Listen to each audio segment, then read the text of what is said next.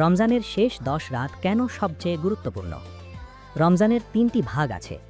প্রথম 10 দিন রহমত, মাঝের 10 দিন মাগফিরাত, শেষ 10 দিন জাহান্নাম থেকে মুক্তি।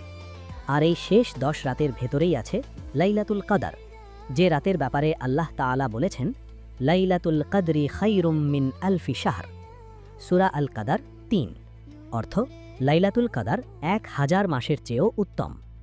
1000 মাস মানে 83 বছর 4 মাস। আপনি যদি এই এক রাত পান, সারা জীবন ইবাদত করার সওয়াব পেয়ে যাবেন।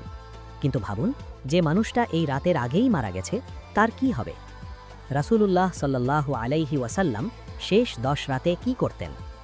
কানান নবিয়্যু সাল্লাল্লাহু আলাইহি ওয়াসাল্লাম ইদা দখালা আল আশরু শাদ্দা মিজারাহু ওয়া আহইয়া লাইলাহু ওয়া আইকাযা আহলাহু।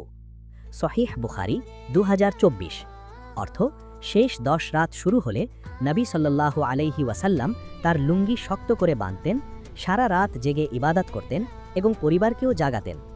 লুঙ্গি শক্ত করে বাঁধা মানে সম্পূর্ণ প্রস্তুতি, সারা রাত জেগে ইবাদত, পরিবারকেও জাগানো। এটাই ছিল নবীজি সাল্লাল্লাহু আলাইহি ওয়াসাল্লামের শেষ 10 রাতের অবস্থা।